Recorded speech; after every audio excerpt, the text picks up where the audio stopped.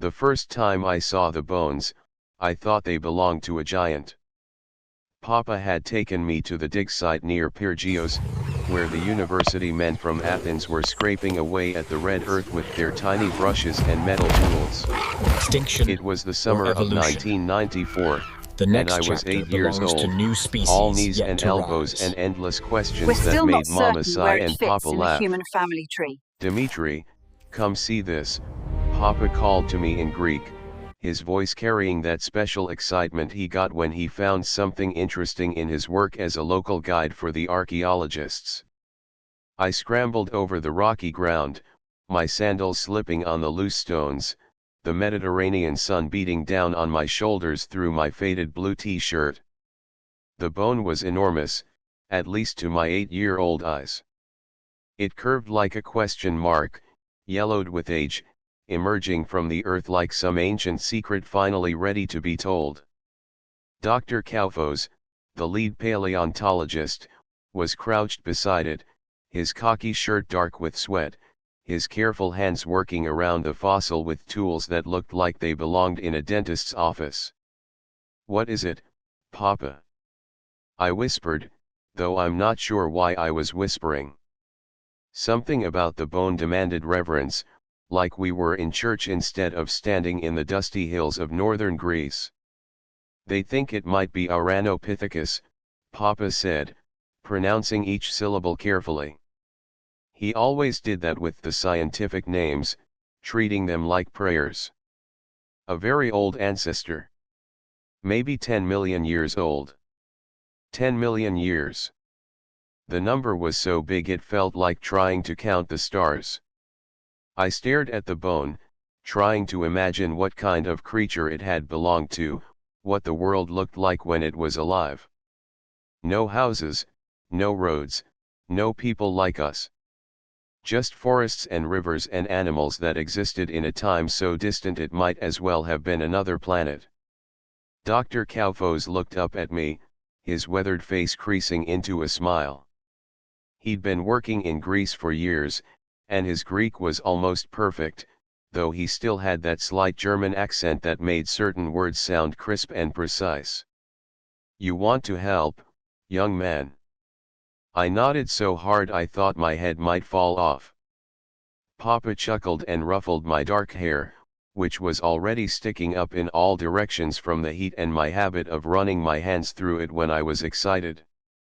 "Be very careful," Dr. Kaufos said, handing me a soft brush that looked like it was meant for painting watercolors. "We brush away the dirt very slowly, very gently.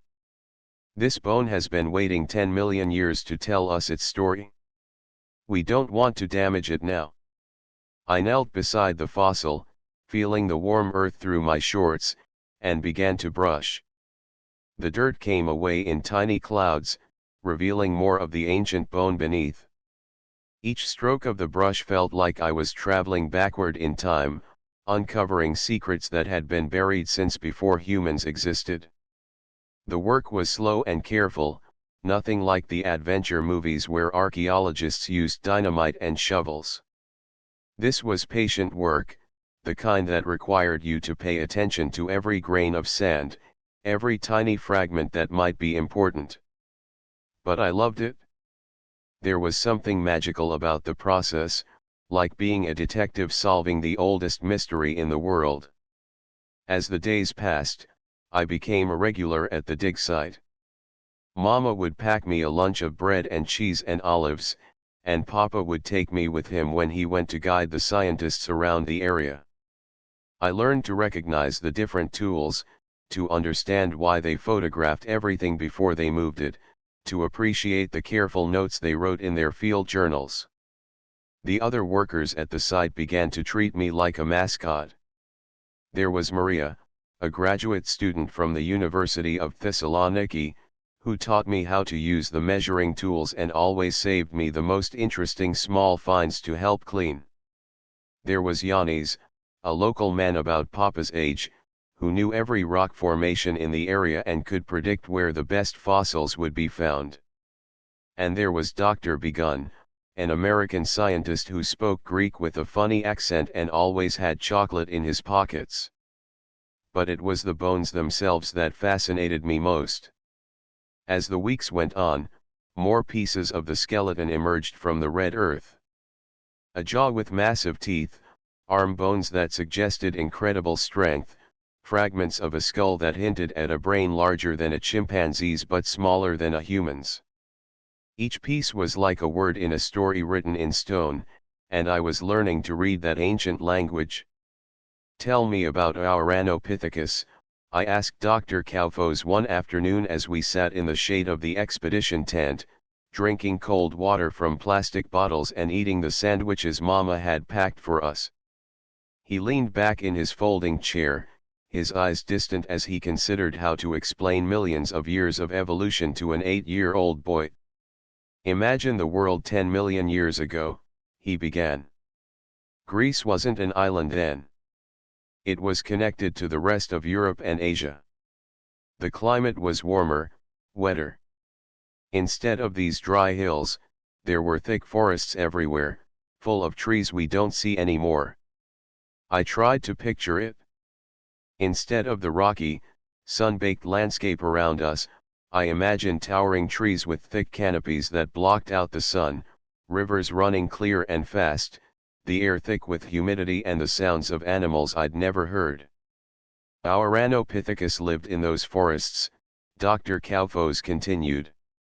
"They were apes, but different from any apes alive today. Bigger than chimpanzees, with powerful jaws for eating tough foods. They could walk upright sometimes, but they were still more comfortable in the trees." "Were they smart?" I asked, thinking about the size of the skull fragments we'd found. "Smart enough," he said with a smile. "They made tools, simple ones. They lived in groups, took care of their young, probably had ways of communicating with each other. In many ways, they were like us. But in many ways, they were still very different." That night, lying in my bed in our small house in the village, I stared at the ceiling and tried to imagine what it would have been like to be an Ouranopithecus. To swing through trees that no longer existed, to live in a world without humans, to be part of a story that was still being written in the rocks beneath our feet. The next morning brought excitement to the dig site. During the night, a summer storm had washed away some of the loose soil, revealing what looked like an almost complete skull. Dr. Kaufos was practically vibrating with excitement as he examined the find, his careful scientific demeanor cracking to reveal the enthusiasm of a child on Christmas morning. "This is extraordinary," he kept saying, switching between Greek and German and English as his excitement overwhelmed his linguistic discipline. "Look at the preservation. Look at the completeness." I watched as the team worked to carefully expose the skull, each brush stroke revealing more details. The eye sockets were large and deep, the jaw massive and powerful. But there was something almost human about the shape of the forehead, something that suggested intelligence and awareness. "Is this what we came from?" I asked Papa as we watched the scientists work. Papa considered the question carefully. He was a thoughtful man, my father, someone who believed in both science and tradition, who could appreciate the ancient stories of our ancestors while also marveling at the discoveries that revealed even more ancient truths. "Not exactly," he said finally. "This isn't our great-great-grandfather. But it might be something like our great-great-uncle. A cousin in the family tree of life." The idea fascinated me. That somewhere in the deep past, there had been a split in the road of evolution. One path led to the apes we know today, another to humans, and maybe Ouranopithecus represented a time when those paths were still close together, when the future was still uncertain. As the summer progressed, the dig revealed more and more of the ancient world. Not just Ouranopithecus bones, but the remains of other animals that had shared their forest home. Ancient elephants with tusks like curved swords, primitive horses no bigger than dogs, saber-toothed cats that prowled through the undergrowth. Each fossil was a piece of a puzzle that painted a picture of a world that was both alien and familiar. I learned to see the landscape differently. Where I had once seen only rocks and dirt, I now saw layers of time. The red clay that stained my clothes and got under my fingernails was the compressed remains of ancient river beds. The limestone outcroppings were the skeletons of coral reefs that had once thrived in warm, shallow seas. Every stone had a story, every layer of earth was a chapter in the book of deep time. The work was hard, especially for a boy who was used to spending his summers swimming in the sea and playing football with his friends in the village square. My hands developed calluses from the tools, my knees were permanently stained with red dirt, and my back ached from hours of careful excavation. But I wouldn't have traded it for anything. There was something addictive about the process of discovery. Each day brought the possibility of finding something new, something that had never been seen by human eyes. Maybe it would be a complete skeleton, maybe just a single tooth, but each find was a connection to a world that existed long before our own. One afternoon, while working on a particularly stubborn section of matrix around a leg bone, I found something that made my heart race. It was small, easy to miss, but unmistakably artificial. A piece of stone that had been deliberately shaped, with sharp edges that could only have been created by intelligent hands. Dr. Kaufos. I called, my voice cracking with excitement. Come look at this. He hurried over, followed by the rest of the team. When he saw what I'd found, his eyes widened behind his dusty glasses. Mein Gott, he whispered, then caught himself and switched to Greek. This could be very important. The stone tool was crude by modern standards, just a piece of flint that had been chipped to create a sharp edge. But it represented something profound, the moment when our ancestors first began to shape the world around them, when they stopped being passive participants in nature and became active creators. Did Ouranopithecus make this? I asked, though I already suspected the answer. It's possible, Dr. Kaufos said carefully.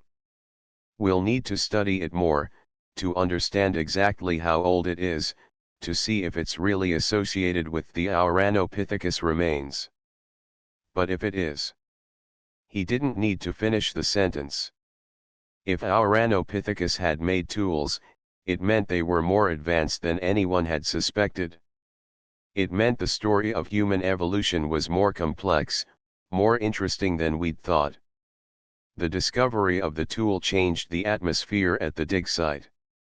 Suddenly, every piece of stone was examined carefully, every layer of earth was scrutinized for signs of ancient technology. The work became even more painstaking, if that was possible, as the team tried to understand the relationship between the fossils and the artifacts. I found myself at the center of the excitement, the boy who had made the discovery that might rewrite the textbooks. Reporters came from Athens and Thessaloniki to interview me, asking questions I didn't know how to answer about what it felt like to hold something made by our ancient relatives. I just shrugged and said it felt like holding a piece of the past, which seemed to satisfy them. But the real impact of the discovery wasn't the attention from the media. It was the way it changed how I saw the world around me. Every rock formation became a potential fossil site, every piece of work stone a possible artifact.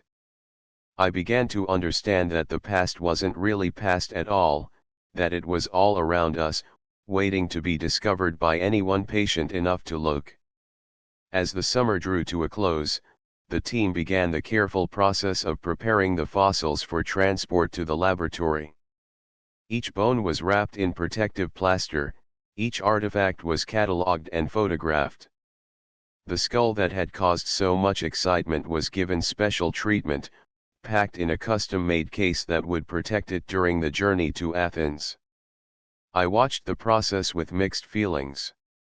I was excited that the fossils would be studied by experts, that they would reveal their secrets to scientists around the world.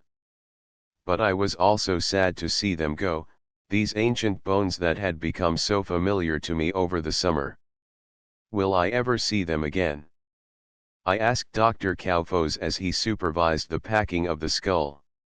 Of course, he said with a smile. They'll be in the museum in Athens. And who knows? Maybe someday you'll be the one studying them. The idea had never occurred to me before, but as soon as he said it, I knew it was what I wanted to do. I wanted to spend my life uncovering the secrets of the past, to be the one who found the next piece of the puzzle, to help tell the story of where we came from and how we got here. The last day of the dig was bittersweet. The team held a small celebration in the village, with music and dancing and too much wine for the adults.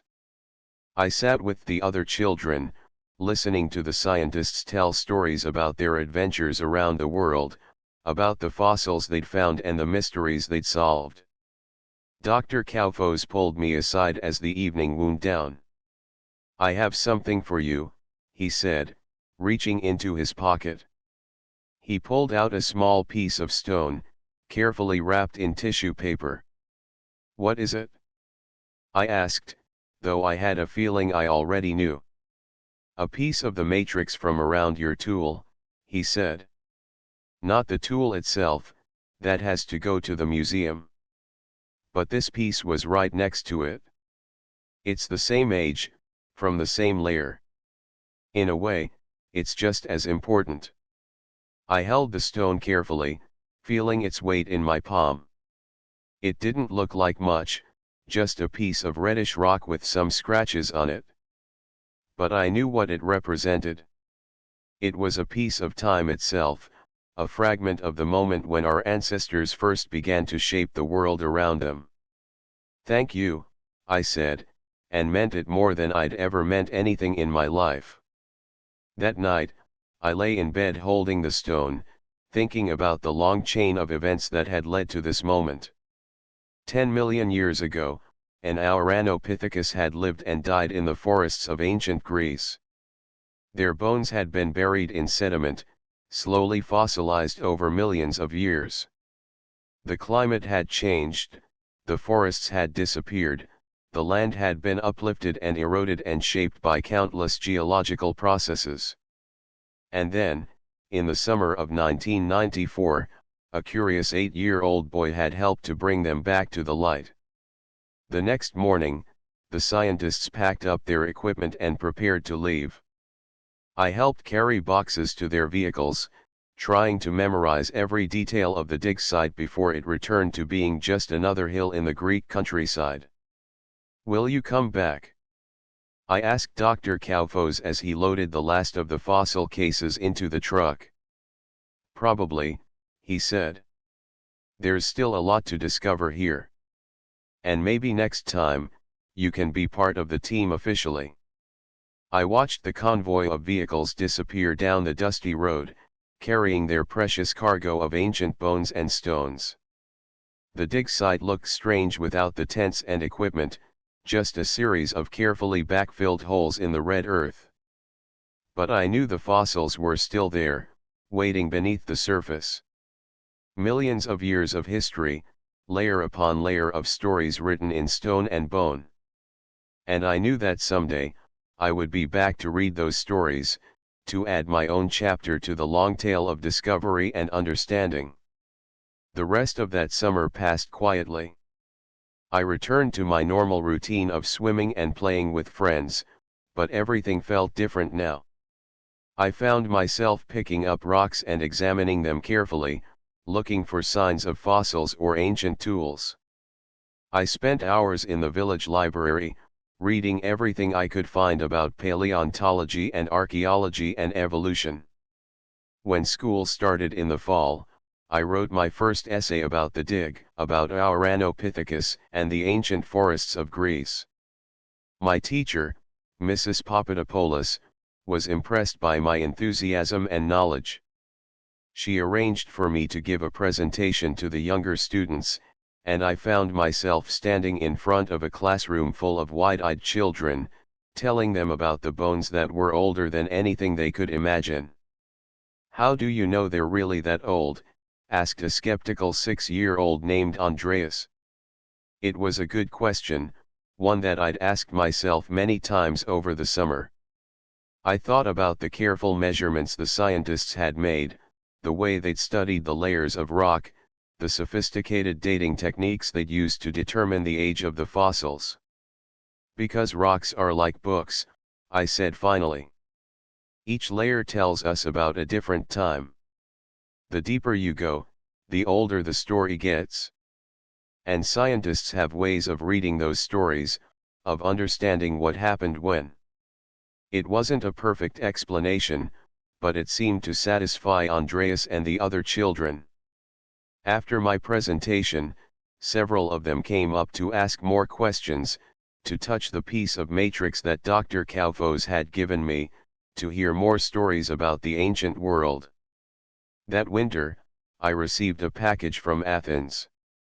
Inside was a photograph of the Ouranopithecus skull, now cleaned and mounted in the museum, along with a letter from Dr. Kaufos describing the ongoing research. The tool I'd found had been confirmed as genuine, one of the oldest examples of stone technology ever discovered in Europe. "Your discovery is helping us understand that our ancestors were using tools much earlier than we thought," the letter said. "You should be proud of the contribution you've made to science."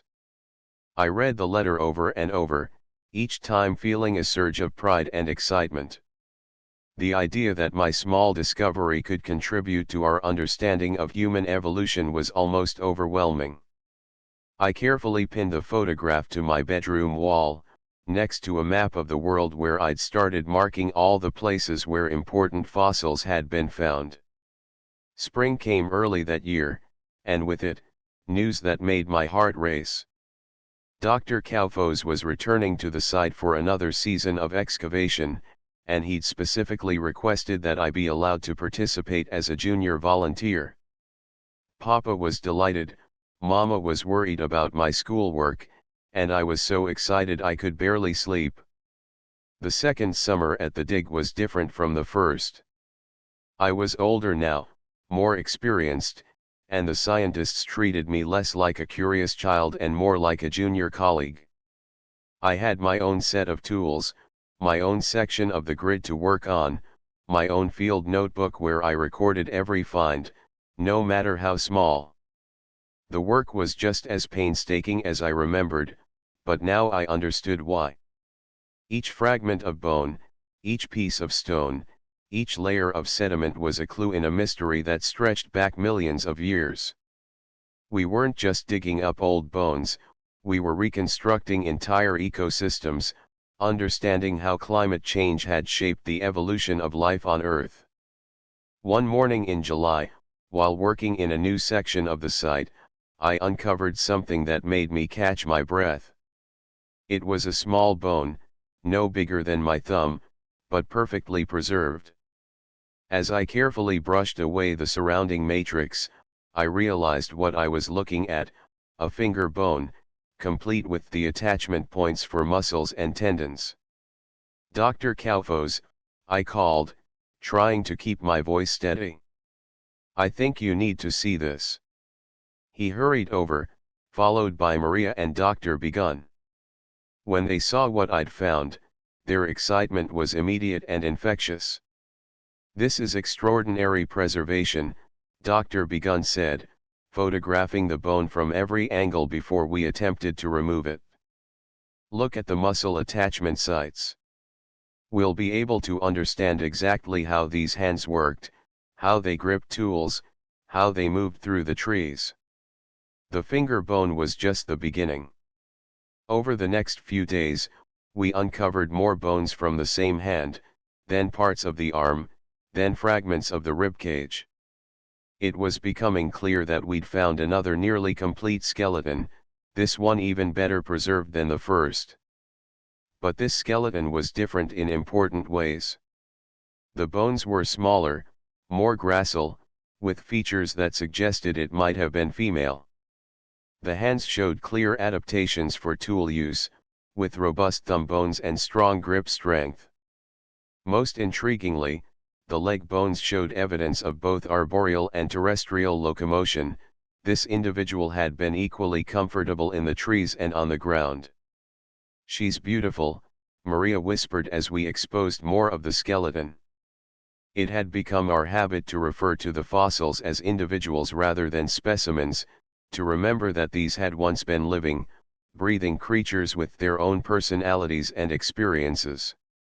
As the skeleton emerged from the earth, I found myself imagining what her life had been like. Had she been a mother, caring for young in the safety of the forest canopy? Had she been a tool maker, one of the first to realize that shaped stones could extend the power of hands and teeth? Had she lived through droughts and floods, migrations and territorial disputes? The questions multiplied faster than we could answer them, but that was part of the excitement. Each new discovery raised new possibilities, opened new avenues of research, suggested new ways of understanding our deep past. One evening, as we sat around the camp table reviewing the day's finds, Dr. Kaufos shared some news that changed everything. "I've been in contact with colleagues around the world," he said, his voice serious but excited. "The combination of fossils we're finding here, the tools, the well-preserved skeletons, the environmental context, it's unique. This site is going to revolutionize our understanding of late Miocene hominoids." I didn't understand all the technical terms, but I grasped the essential meaning: we were making history. The bones we were uncovering, the tools we were finding, the careful documentation of their context, all of it was contributing to a new chapter in the story of human evolution. That night, I lay in my sleeping bag looking up at the stars, thinking about deep time and the long chain of events that had led to this moment. Somewhere up there, 10 million years ago, those same stars had shone down on the forests where Ouranopithecus lived and died. The constellations had been different then, the climate warmer, the world unrecognizably alien. But the same physical laws had governed the universe, the same processes of evolution had shaped life on Earth. The summer passed quickly, each day bringing new discoveries and new understanding. We found evidence of fire use, not the controlled fires of later hominins, but the opportunistic use of natural fires to process food and extend foraging time. We found what appeared to be sleeping nests, carefully constructed platforms in the trees where family groups had rested during the dangerous night hours. Most remarkably, we found evidence of symbolic behavior. Scratches on bones that seemed too regular to be accidental, arrangements of stones that suggested intentional patterning, even what might have been the earliest known example of decorative modification of natural objects. "They were more like us than we ever imagined," Dr. Begun said one afternoon as we examined a piece of ochre that showed clear signs of having been deliberately shaped and used. "The gap between them and us is smaller than we thought." But even as we marveled at the similarities, the differences were equally striking.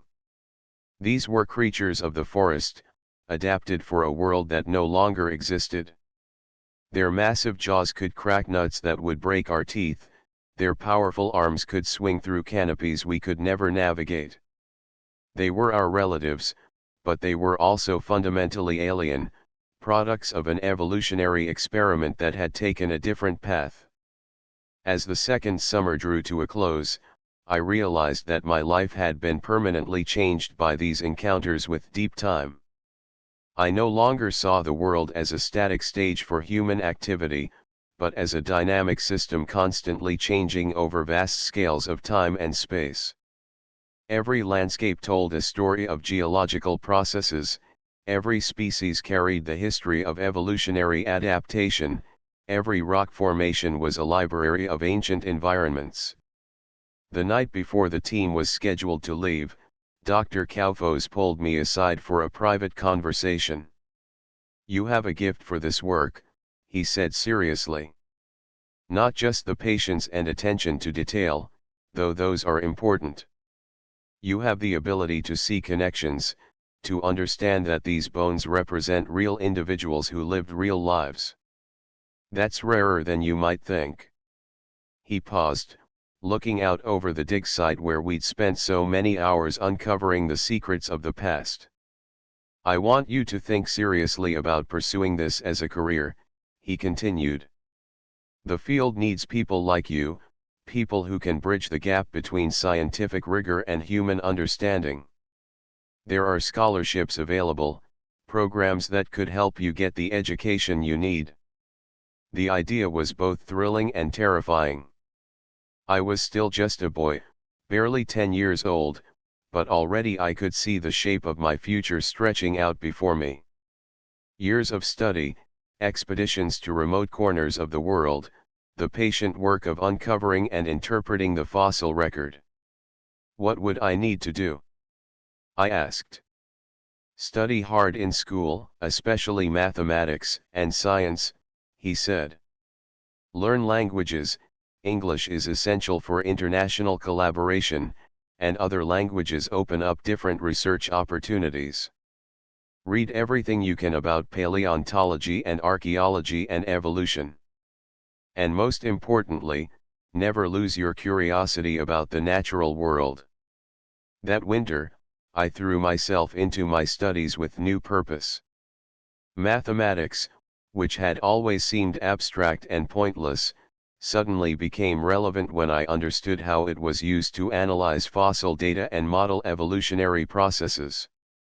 Geography came alive when I realized it was the study of the stage on which the drama of evolution had played out. Even literature took on new meaning when I understood that we were all part of an ongoing story that stretched back millions of years. I began corresponding with Dr. Kaufos and other members of the team, sharing my thoughts about the fossils and asking questions about their ongoing research. They were patient with my enthusiasm, answering my letters with detailed explanations and encouraging me to keep thinking about the big questions. The third summer brought new challenges and new discoveries. The site had attracted international attention, and researchers from around the world came to study our fossils and contribute their expertise. I found myself working alongside specialists in everything from ancient DNA to isotope geochemistry, each bringing their own perspective to the puzzle of Ouranopithecus. But the most significant discovery that summer wasn't a fossil at all. It was the realization that the site contained multiple layers of occupation, evidence that Ouranopithecus populations had returned to this location repeatedly over thousands of years. The implications were staggering. These weren't random individuals who had died and been fossilized by chance, but members of a community that had used this area as a home base for countless generations. "It's like a palimpsest," Dr. Kaufos explained, using a word I had to look up later. Layer upon layer of occupation, each one telling us something different about how these populations lived and changed over time. The evidence was subtle but compelling. Different layers showed different tool technologies, suggesting that knowledge was being passed down and modified over generations. The bone chemistry revealed changes in diet that correlated with climate fluctuations, showing how these populations had adapted to environmental challenges. Most remarkably, we found evidence of what appeared to be deliberate burial of the dead, suggesting a level of symbolic thinking that pushed back the origins of such behavior by millions of years. As I worked to expose these ancient layers, I felt a profound connection to the individuals whose lives we were uncovering. These weren't just scientific specimens, they were members of families, communities that had faced the same basic challenges that all social animals face: finding food, avoiding predators, caring for young, maintaining group cohesion. One afternoon, while carefully excavating around a particularly well-preserved skull, I found myself imagining the individual it had belonged to. Had they been a leader in their group, someone whose wisdom and experience had helped their community survive difficult times? Had they been an innovator, one of the first to develop new tool technologies or foraging strategies? Had they been a parent, passing on knowledge and skills to the next generation? The questions were unanswerable, but they were also essential. Science could tell us about bone structure and diet and locomotion, but it was imagination that helped us understand that these fossils represented real lives, real experiences, real relationships. That evening, as we sat around the camp table discussing the day's finds, I shared some of these thoughts with the team. To my surprise, they didn't dismiss my musings as unscientific speculation. Instead, they engaged seriously with the questions I was raising. That's exactly the kind of thinking that makes good paleontologists, Dr. Begun said. The ability to move between the specific and the general, between the scientific and the human. We need both perspectives to really understand what these fossils are telling us. The conversation that followed was one of the most intellectually stimulating of my young life. We talked about the nature of consciousness, about what it means to be human, about the continuities and discontinuities between us and our ancient relatives. We discussed the ethical implications of studying human ancestors, the responsibilities that came with interpreting their lives for modern audiences. As the summer progressed, I began to understand that paleontology wasn't just about finding fossils. It was about constructing narratives, about taking fragmentary evidence and weaving it into coherent stories about the past. It required not just scientific rigor, but also creativity, empathy, and a deep appreciation for the complexity of life. The final discovery of that third summer was perhaps the most significant of all. In the deepest layer of the site, we found evidence of controlled fire use that predated anything previously known from the fossil record. Not just the opportunistic use of natural fires, but the deliberate maintenance of hearths, the careful selection of fuel, the organized use of fire for cooking and tool making. The implications were revolutionary. If Ouranopithecus had controlled fire, it meant that this crucial technology had emerged much earlier in human evolution than anyone had suspected. It suggested levels of planning and cooperation that challenged our assumptions about the cognitive abilities of our ancient relatives. This changes everything, Dr. Kaufos said as we documented the hearth features. We're going to have to rewrite the textbooks. But even as we celebrated the significance of our discoveries, I was already thinking about what lay ahead. The fossils we'd found would need years of study to reveal all their secrets. The site itself probably contained many more layers, many more stories waiting to be uncovered. And somewhere out there, in other hills and valleys around the world, other sites were waiting to be discovered, other chapters in the human story were waiting to be read. As I packed my tools for the last time that summer, I realized that I was no longer the curious 8-year-old who had first stumbled onto the dig site 3 years earlier. I was becoming something else, a scientist, a storyteller, a guardian of deep time. The fossils had changed me just as much as I had helped to uncover them. The years that followed were a blur of study and preparation. I excelled in school, driven by a clear sense of purpose that my teachers found remarkable in someone so young. I learned English and German and French, understanding that science was an international endeavor that required communication across cultural boundaries. I read voraciously, devouring everything from technical papers to popular accounts of paleontological discoveries. But most importantly, I never lost sight of the human dimension of the work. The fossils weren't just data points in an abstract scientific narrative, they were the remains of individuals who had lived and loved and struggled and died in a world unimaginably different from our own. Understanding their lives required not just technical expertise, but also empathy, imagination, and a deep respect for the complexity of existence. When I finally left Greece to begin my university studies, I carried with me not just knowledge and ambition, but also a piece of that red earth from the dig site, a tangible connection to the ancient world that had shaped my understanding of what it means to be human. The journey from forest to future had begun millions of years ago with Ouranopithecus, but it continued with each new generation of scientists and storytellers who dedicated their lives to understanding our deep past. And somewhere in the hills of northern Greece, more fossils waited in the red earth, more stories waited to be told, more connections waited to be made between the ancient world and our own. The work would continue, as it always had, one careful brush stroke at a time, one discovery at a time, one story at a time.